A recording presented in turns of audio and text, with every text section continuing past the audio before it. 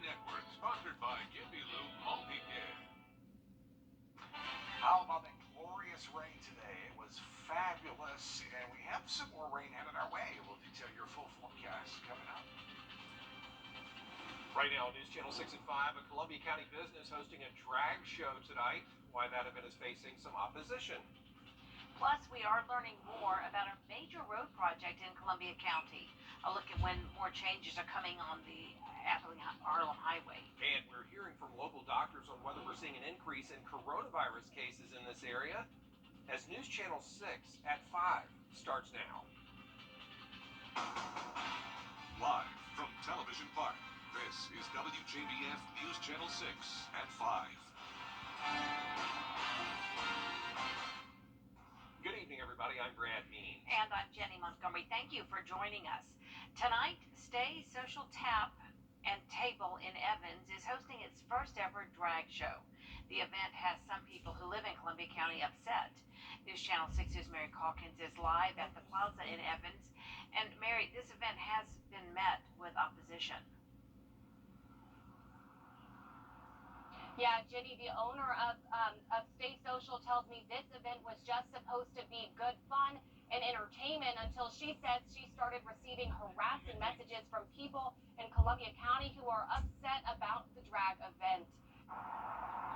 Said she advertised the event as family friendly and has adhered to Columbia County's strict no adult entertainment ordinance when bringing the show to Columbia County. She says people have accused her of using the drag show as a way to, quote, groom kids for an LGBTQ lifestyle. Now, originally, the event was supposed to be open to the public, but due to the pushback and debate on social media, Hijack says she has decided to make it a ticketed event and closed to the public for the safety of both guests and performers.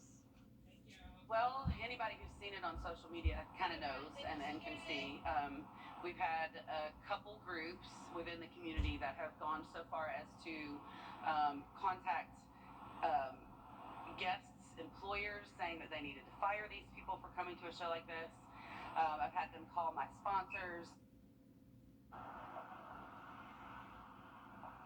The group Refocus on Education has issued a statement regarding the show saying, quote, we believe that this drag event marketed to children is yet another example evidencing how children in Columbia County are being targeted for exposure to sexually explicit content. Now, there have been social media conversations about a potential protest here tonight at 6:30 outside of the doors of Stay Social. Now, of course, we will keep you updated on this throughout the evening. But for now, reporting live in Columbia County, Mary Calkins, WJBF News Channel 6. It's been a week since the FBI raided 2 churches in Georgia. Now, there's no new official information, but we do know that a veterans group has complained that the church in Liberty County and the one in Hephzibah operate like cults and target the military. FBI agents then are searching the Assembly of Prayer church in Hephzibah. The nonprofit group Veterans Education Success wrote to the VA and Georgia Veterans Affairs and said, these churches target veterans. They say it's to access GI Bill funding. They claim the church operates like a cult to manipulate veterans into continuing to give donations. One woman who used to be associated with one of the churches agrees. They see the military because they're already vulnerable, they're away from home, and then the higher ups are the ones that are teaching them, keep your GI Bills, keep going back out into the field. They used to say things about taking offering, give until it hurts. Along with the churches in Hephzibah and Liberty County, agents raided churches in Tacoma, Washington, and Killeen, Texas. So far, there's no official word from the FBI regarding the nature of this investigation.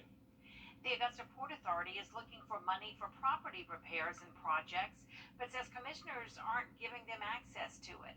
Port Authority leaders say they believe they have tens of thousands of dollars allocated to them. They say they need the funds to make repairs and upgrades and host riverfront events. The recreational organization says it makes funds through leasing property, but isn't seeing the money.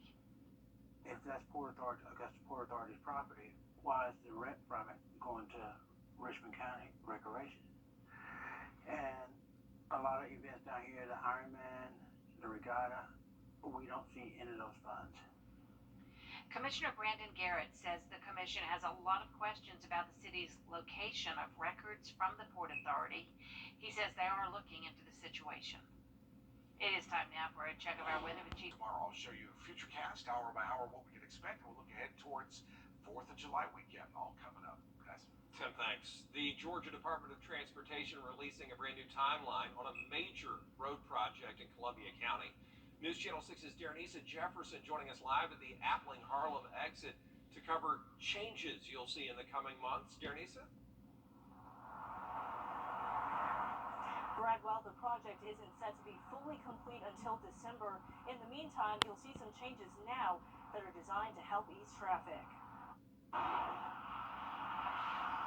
For many drivers, exit 183 is a source of traffic, congestion, and frustration. Getting off the exit, we would have people backed all the way up, probably waiting 45 minutes to an hour. Some drivers say there are issues of visibility at the end of the exit, especially when making a left-hand turn. There was just car after car after car. I mean, it was just a line of traffic, very congested. It was very hard to get off, especially like if you're trying to make a left, make sure you're not trying to hit somebody if you pull out. That's why a GDOT construction project is creating a new bridge to help ease traffic and make the exit safer for drivers. Also, the project itself was selected to make that exit and interchange safer. The new bridge should improve sight distance in the area for drivers. The project was supposed to be complete in July, but supply chain issues pushed the date back to September for the bridge. GDOT officials say in the meantime, new stop signs are in place to help ease traffic and make left turns easier. So this will get folks used to the idea of slowing down when crossing the bridge, and also ease the left-hand turn movements for drivers in the area. The project also includes putting roundabouts in the area to slow traffic. They reduce the potential for severe crashes, which comes as good news to some drivers. I think that's great. I think roundabouts would honestly help a lot with that traffic. The bridge will be complete in September, and all other major construction should be done by the end of this year. Reporting live in Augusta, Darrenisa Jefferson, WJBF, News Channel 6. Augusta commissioners are discussing putting the future of the Confederate monument on Broad Street. Commissioners say it's unknown whether a resolution could be binding, like a sales tax vote or a non-binding straw poll.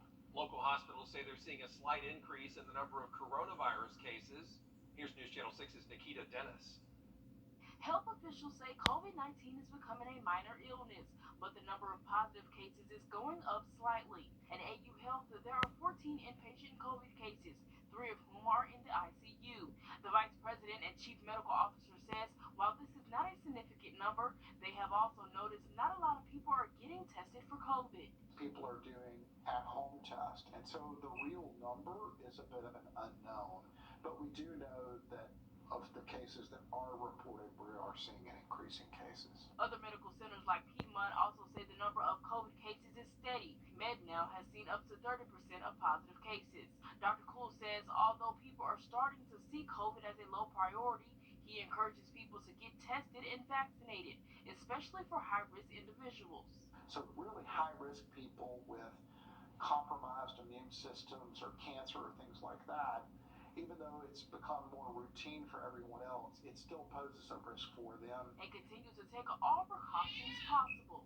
If you have cold-like symptoms, whether it's COVID or just a common cold, do all of the same infection control measures that you would do for COVID. And that is, if you don't have to go to work, if you can stay at home, if you can wear a mask, wash your hands frequently. In Augusta, Nikita Dennis, WJBF, News Channel 6. State leaders are working to boost the mental health services available in South Carolina schools. State officials say they're facing 2 problems right now: a lack of staff, while demand for those services continues to grow. Officials say the current system incentivizes school districts to use State Department of Mental Health counselors, but they say there aren't enough. They're also taking steps to improve the pipeline for new counselors. We have contracted with the USC School of Psychiatry to do 2 things. One, to provide some education services to the schools on how to integrate counselors in the schools, how to train and work with counselors, but also to work on their scholarship fund and develop workers into this field in the future. The Department of Mental Health says school mental health services are available in about 750 schools in South Carolina. And while we're getting closer to seeing the makeover of the Bell Auditorium in downtown